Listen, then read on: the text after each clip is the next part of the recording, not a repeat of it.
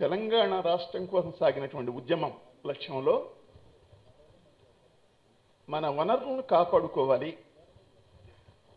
అనేటువంటిది ఒక ముఖ్యమైనటువంటి నినాదంగా డిమాండ్గా ఉంటూ వచ్చింది.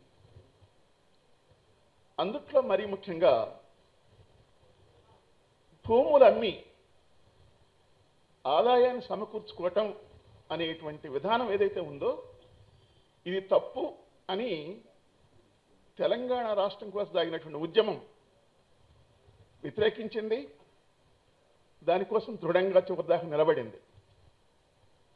ఆనాడు రాజశేఖర రెడ్డి గారు భూములమ్మి, ప్రభుత్వ భూములమ్మి ఖజానా నింపుకోవడానికి ప్రయత్నం చేస్తుంటే ఆనాడు మనందరం వ్యతిరేకించిన వాళ్ళమే. ఈ రోజున అధికారంలో ఉన్నటువంటి టిఆర్ఎస్ చంద్రశేఖరరావు గారితో సహా అందరూ అసెంబ్లీలోనూ బయట తీవ్రంగా వ్యతిరేకించారు.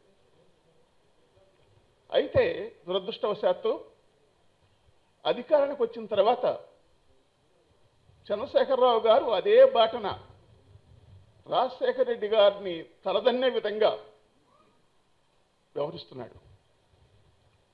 ఎప్పుడు ఆయనకి హైదరాబాద్ అభివృద్ధి లేక ప్రజల సంక్షేమానికి మేము సేవ చేస్తున్నాం, వాగ్దానం నెరవేర్చడానికి పూనుకుంటున్నాం అనే పేరిట ఆదాయాన్ని సమకూర్చుకోవడానికి భూములు అమ్మి ఒక వనరుగా ఆయన మాట్లాడుతున్నాడు. మనందరం బహుశా నేను అనుకోవటం కొద్దిగా ఆలస్యం అయిందేమో అని అనుకుంటున్నారు 10 వామపక్ష పార్టీల వైపు నుంచి కూడా. ఆయన బడ్జెట్లోనే 6,500 కోట్ల రూపాయలు నేను భూములు అమ్మి నిధులు సమకూర్చుకుంటాను అనేటువంటిది మాట్లాడితే ఏ భూములు అమ్ముతావు, ఎట్లా అమ్ముతావు అనేటువంటిది ఆనాడే మనం నిలదీయాల్సిన అవసరం ఉండే.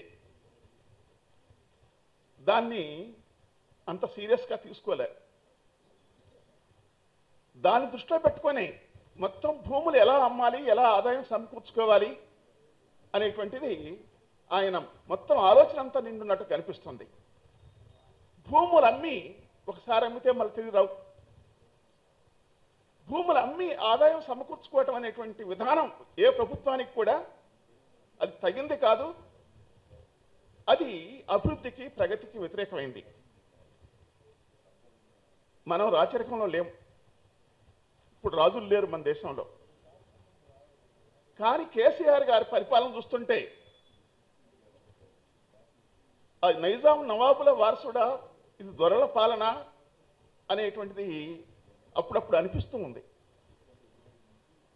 సెక్రటేరియట్ అక్కడి నుంచి షిఫ్ట్ చేయాలి అనే దానికి ఆయన చెప్తున్నటువంటి, లేదా వాళ్ళ మంత్రివర్గం చెప్తున్నటువంటి, లేదా టిఆర్ఎస్ నాయకులు మాట్లాడుతున్నటువంటి ఏ ఒక్క వాదన కూడా ఎంత మాత్రం కూడా సమర్థనీయం కాదు. ఆయన మొట్టమొదట ఆయన బుర్రలోకి వచ్చిందంటే సెక్రటేరియట్ ఎందుకు మారుస్తున్నామంటే ఇది వాస్తు బాగాలేదు అనేటువంటిది. అంటే వాస్తు ప్రకారంగా భారతదేశ చరిత్రలో ఒక రాష్ట్ర సెక్రటేరియట్ని షిఫ్ట్ చేయటం అనేటువంటిది ఇంతవరకు జరగల. అది కేసీఆర్ గారు చేస్తున్నారు. మన రాజ్యాంగం లౌకిక రాజ్యాంగం, లౌకిక విలువలకి కట్టుబడి ఉండాలి. ఏ మతాన్ని కానీ బలపరచకూడదు, ప్రోత్సహించకూడదు, చేయకూడదు. ఇటువంటి మూఢాచారాలు అనేటువంటివి మత అంధవిశ్వాసంలో ఒక భాగం. మూఢ విశ్వాసాలు కానీ, మూఢాచారాలు కానీ మత విశ్వాసంలో భాగం. అటువంటిది ఈ వాస్తు అనేటువంటిది తీసుకొచ్చి, వాస్తు వరకే ఆగలాయన. ఆయన తెలంగాణ ఏర్పడితే ఏదో మొక్కున్నాడట తిరుపతి వెంకటేశ్వర స్వామికి. 5 కోట్ల రూపాయలు పెట్టి బంగారు కిరీటం చేయిస్తారని కూడా రాష్ట్ర మంత్రివర్గం ఆమోదించేసింది. అంటే ఈ 2 చర్యలు వాస్తు పేరుతోటి అవి జీవోలో లేకపోయినా, తీర్మానం లేకపోయినా, ఆయన మాట్లాడుతున్నటువంటి దాన్ని బట్టి సెక్రటేరియట్ మార్చడం అనేటువంటిది మన రాజ్యాంగంలో పేర్కొన్నటువంటి లౌకిక విలువలకు వ్యతిరేకమైంది, రాజ్యాంగ వ్యతిరేకం ఇది. బహుశా నాకు నమ్మకం ఉంది, విశ్వాసం ఉంది, హైకోర్టు తప్పనిసరిగా ఇది రాజ్యాంగ వ్యతిరేకం అని కొట్టేస్తుందని. రెండోది, ఒక సెక్రటేరియట్ లాంటి నిర్మాణాన్ని మరో చోటికి మొత్తంగా షిఫ్ట్ చేసేటప్పుడు దానికి ఏమి చర్చ అవసరం లేదా? ఆ సొంత వ్యక్తి వ్యవహారం కాదు, వాళ్ళ మంత్రుల వ్యవహారం కాదు, ఇది మొత్తం రాష్ట్ర ప్రజలకు సంబంధించిన వ్యవహారం. ఇటువంటి ముఖ్యమైనటువంటి సమస్యని రాష్ట్ర అసెంబ్లీలో చర్చించాలి, అఖిలపక్ష సమావేశాలు చేసి చర్చించాలి. మొత్తం ఇంతకుముందు మిత్రులు చెప్పినట్టుగా నిపుణులైనటువంటి కమిటీని పెట్టి దాన్ని పరిశీలించాల్సిన అవసరం ఉంది. అటువంటి ప్రజాస్వామిక పద్ధతుల్ని, ప్రజాస్వామిక సాంప్రదాయాలన్నిటినీ పక్కన పెట్టేసి కేసీఆర్ గారు ఒక నిరంకుశంగా నిర్ణయం తీసుకున్నారు. ఇది ప్రజాస్వామ్య స్ఫూర్తికి వ్యతిరేకమైందన్నమాట. అంటే ఎందుకు దీన్ని షిఫ్ట్ చేస్తున్నామంటే, అన్ని హెడ్ ఆఫ్ ది డిపార్ట్మెంట్స్, అన్ని మొత్తం సెక్రటేరియట్ అన్ని ఒకే చోట ఉండాలి అని మాట్లాడుతున్నారు. మేము అడుగుతున్నాం 10 పార్టీల తరఫున, 10 వామపక్ష పార్టీలు, ఇప్పుడున్నటువంటి సెక్రటేరియట్ స్థలం ఏ విధంగా చూసినప్పటికి కూడా ఎలా సరిపోదని నువ్వు చెప్తున్నావు అనేటువంటిది నువ్వు చెప్పగలగాలి. రేపు మాపో ఆంధ్రప్రదేశ్ రాష్ట్రం వాళ్ళంతా వెళ్ళిపోతారు, సగం సెక్రటేరియట్ ఖాళీ అవుతుంది, ఇంకా ఖాళీ స్థలాలు ఉన్నాయి. నువ్వేం చేస్తావంటే అక్కడ 100 అంతస్తుల భవనాలు కడతానంటున్నాడు ఆకాశ అభిమాని.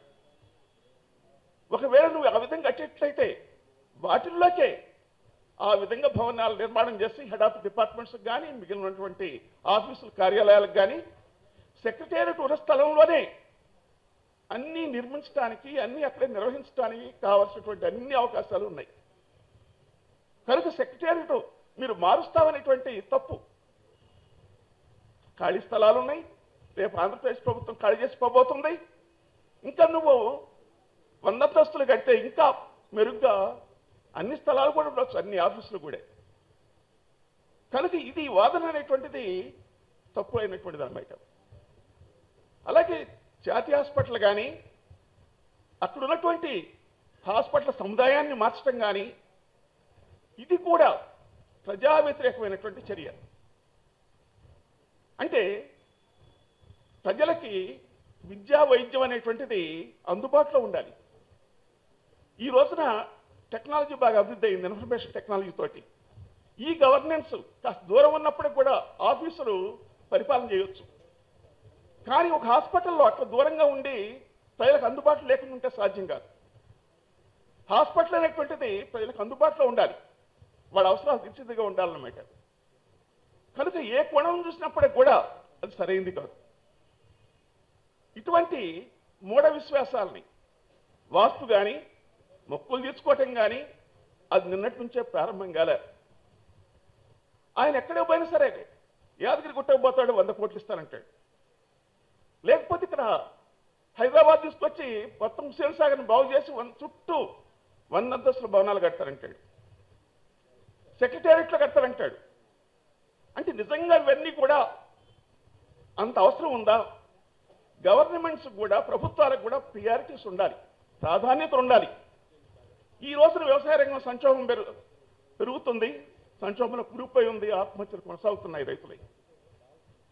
అటువంటి వ్యవసాయ రంగాన్ని అభివృద్ధి చేయడం కోసం కేంద్రీకరించాలా, లేకపోతే సింగపూర్ని లాగా చేస్తాను, లేకపోతే మరొకటిలాగా చేస్తానని 100 అంతస్తుల బిల్డింగ్ల గురించి ఆలోచించాలా అనేటువంటిది. మనకు ఉన్నటువంటి డబ్బు వనరులు, ప్రజల డబ్బుని ఏ విధంగా సద్వినియోగం చేయాలనేది ఆలోచించాలన్నమాట. గతంలో విమర్శించాం, తెలంగాణ ఉద్యమం అంతా విమర్శించింది. అభివృద్ధి అంటే హైదరాబాద్ అభివృద్ధి కాదు, మొత్తం రాష్ట్రం అంతా అభివృద్ధి కావాలి, వికేంద్రీకరణ కావాలి. దానికి బదులుగా ఈ రోజున కేసీఆర్ కూడా అదే పని చేస్తున్నాడు. మొత్తం హైదరాబాద్ గురించి తను మొత్తం కేంద్రీకరించి మాట్లాడుతున్నాడు. ఇది సరైనటువంటి విధానం కాదు. అంతేకాకుండా మనం దురదృష్టమో లేకపోతే మరొకటో కానీ ఆయన చరిత్రను కూడా కేంద్రంలో ఉన్నటువంటి మోడీ సర్కార్, బీజేపీ ప్రభుత్వం, ఆర్ఎస్ఎస్ సంఘ పరివార్ ఒక రకంగా భారతదేశ చరిత్రను వక్రీకరిస్తున్నారు, వక్రీకరించి రాయటానికి పూనుకున్నారు వాడు. మరోవైపున అదే పని కేసీఆర్ ప్రభుత్వం కూడా మరి చేస్తుంది. నైజాం నవాబుని ఆకాశానికి ఎత్తుతూ ఆయన గొప్ప చాలా గొప్ప మహోన్నత వ్యక్తి అని కీర్తించడం అనేటువంటిది ఇది చరిత్ర వక్రీకరణే. మరొక రకంగా మతతత్వం దృక్పథంతో లేక ప్రాంతీయ దృక్పథంతో చరిత్రను రాయటానికి పుడుకుంటానమాట. నైజాం నవాబు చరిత్రలో బహుశా అందరి నవాబుల్లో కంటే రజాకారుల కాలంలో జరిగినటువంటి మరణ హోమాలు, అత్యాచారాలు, దౌర్జన్యాలు మరో కాలంలో జరగలే. అదేమంటే ఆంధ్ర వాళ్ళు కాటన్ ధరని కొనియాటం లేదా, మెచ్చుకోవటం లేదా అని మాట్లాడుతున్నారు. ఆయన ఒక ఇంజనీరు, బ్రిటిష్ వాడు ఒక ఉద్యోగి. కానీ ఇక్కడ నైజాం నవాబ్ అనేటువంటిది మొత్తం పరిపాలనా అధ్యక్షుడు అనమాట. వాడి కిందనే ఇక్కడ జమీందారులు కానీ, జాగీర్దారులు కానీ, దేశముఖులు కానీ ప్రజల మీద దౌర్జన్యాలు కొనసాగించారు, దోపిడీ కొనసాగించారు. అదొక చీకటి యుగంలాగా ఉందన్నమాట. ఎక్కడో బిల్డింగులు చూసి అతన్ని గొప్పగా కీర్తించడం అనేటువంటిది, చరిత్రను వక్రీకరించి అవే పాఠ్యాంశాలుగా చెబుతాం అనేటువంటిది, దీన్ని కూడా వ్యతిరేకించాల్సిన అవసరం ఉంది. బహుశా మతాన్ని, మత సంబంధించినటువంటి వ్యవహారాలని ప్రభుత్వంలోకి తీసుకురాకూడదు. మనం కూడా కొద్దిగా స్లిప్ అయ్యామా అందరం కూడా ఆలోచించాల్సిన అవసరం ఉంది, చర్చించాల్సిన అవసరం ఉంది. పండుగలను గౌరవించాలి, వాళ్ళ జాతరలు గౌరవించవచ్చు, అవసరమైన సహాయం కూడా చేయవచ్చు. కానీ ప్రభుత్వమే హిందువుల పండుగ అయినటువంటి బతుకమ్మ పండుగ లాంటి పండుగని ప్రభుత్వం నిర్వహించడం అనేటువంటిది ఇది లౌకిక విలువలకి అనుగుణమైనదా, వ్యతిరేకమైనదా అనేటువంటిది కూడా ఆలోచించాల్సినటువంటి అవసరం ఉంది, చర్చించాల్సిన అవసరం ఉంది. ఆ విధంగా కేసీఆర్ ప్రభుత్వ హయాంలో తీసుకుంటున్నటువంటి నిర్ణయాలన్నీ కూడా ప్రజా వ్యతిరేకమైనటువంటివి, ప్రగతి వ్యతిరేకమైనటువంటివి, తిరోగమన చర్యలు ఇవన్నీ. కనుక ఇటువంటి వాటన్నిటినీ కూడా వ్యతిరేకిస్తూ 10 వామపక్ష పార్టీల ఆధ్వర్యంలో ఉద్యమం ద్వారా మాత్రమే మనం కేసీఆర్ని ఏమైనా సరే ఆలోచింపజేయగలుగుతాం. కేవలం మెమోరాండాల ద్వారా, విజ్ఞప్తుల ద్వారానే ఈ ప్రభుత్వాన్ని మార్చగలుగుతాము అని అనిపించట్లే. బహుశా మా రాజకీయ జీవితంలో, బహుశా ఇక్కడ ఉన్నటువంటి కమ్యూనిస్ట్ పార్టీల 10 కమ్యూనిస్ట్ పార్టీల నాయకుల జీవిత చరిత్రలో కూడా ఏ ముఖ్యమంత్రి కూడా అడిగితే అపాయింట్మెంట్ ఇవ్వకుండా లేడు. అంటే దీన్ని ఏమన్నాం? ఏ తరహా ప్రభుత్వం ఇది? చెప్పుకునేటువంటి స్వేచ్ఛ కూడా, కనీసం మెమోరాండం తీసుకునేటువంటి అవకాశం కూడా ఇవ్వకుండా ఒక నిరంకుశంగా, నియంతృత్వంగా పరిపాలిస్తున్నాడు, ఏకపక్షంగా పరిపాలిస్తున్నాడు. ఆనాడు రాజశేఖర ప్రభుత్వం ఉన్నా, కిరణ్ కుమార్ రెడ్డి ప్రభుత్వం అయినా మంత్రుల గురించి విమర్శించావు. వెధవాయులు, సన్యాసులు, గూడు బసవన్లని. ఈ రోజున తెలంగాణ ప్రభుత్వంలో ఉన్నటువంటి మంత్రులు కూడా ఆయన ఏం చర్యలు తీసుకున్నప్పటికీ కూడా అది వాస్తు పేరిట కానీ, మొక్కుల పేరిట కానీ, లేక మరో పేరిట కానీ తీసుకుంటే అటువంటి వాటి ఏడల మాట్లాడలేదు. ఇది కూడా ప్రమాదకరమైనటువంటి సంకేతం. కనుక ఇటువంటి వాటికి వ్యతిరేకంగా ఐక్య ఉద్యమం తప్ప మరో మార్గం లేదు. అటువంటి ఉద్యమానికి సన్నద్ధం కావాలని 10 వామపక్ష కమ్యూనిస్ట్ పార్టీలు ఆలోచిస్తున్నాయి. అటువంటి